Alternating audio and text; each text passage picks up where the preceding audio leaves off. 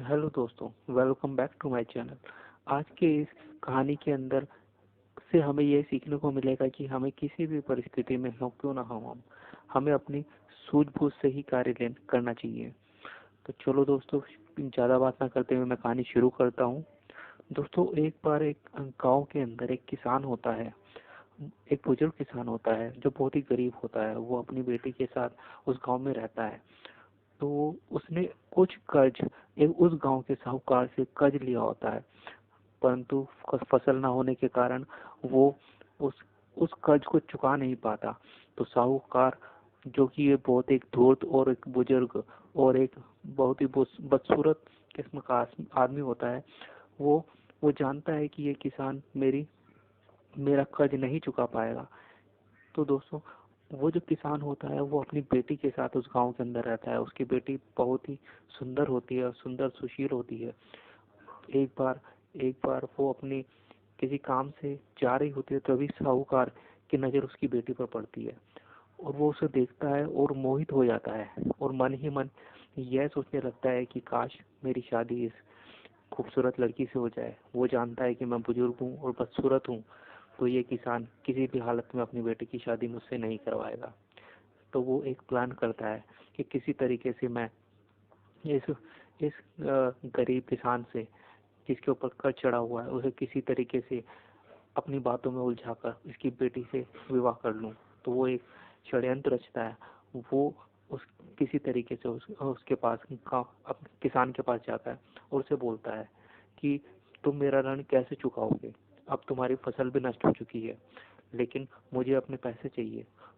तो वो उसके आगे एक अपनी एक ख्वाहिश जाहिर करता है कि अगर तुम मेरा विवाह अपनी बेटी के साथ करते हो तो मैं तुम्हारा सारा ऋण माफ कर दूंगा, लेकिन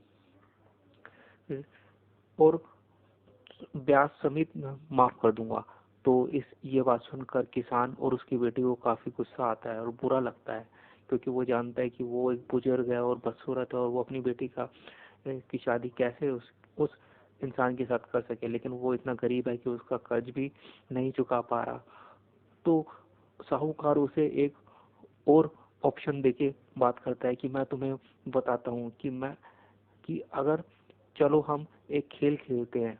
अगर उस खेल के अंदर ये होगा कि मैं एक पोटली के अंदर दो कंकड़ जमीन से उठाकर, एक सफेद कंकड़ होगा और एक काला कंकड़ होगा, दोनों को उस पोटली के अंदर रख दूंगा और तुम्हारी बेटी से ये कहेंगे कि उसमें से जो भी कंकड़ वो निकालेगी, अगर काला कंकड़ आया तो मैं तुम्हारा जो साहूकार कहता है मैं तुम्हारा सारा कर्ज माफ कर दूंगा, लेकिन उसके बदले में तुम्हें अपनी बेटी की शादी मुझसे करनी होगी। लेकिन अगर सफेद कंकड़ आया तो मैं तुम्हारी बेटी से शादी भी नहीं करूंगा और तुम्हारा कर्ज भी माफ कर दूंगा।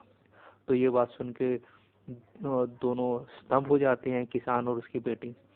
तो वो दोनों कंकड़ को उठाने के लिए जमीन पे जमीन पे जैसे ही बैठता है तो वो क्या करता है, क्योंकि वो धूर्त होता है साहूकार, वो दोनों ही काले कंकड़ उठा लेता है।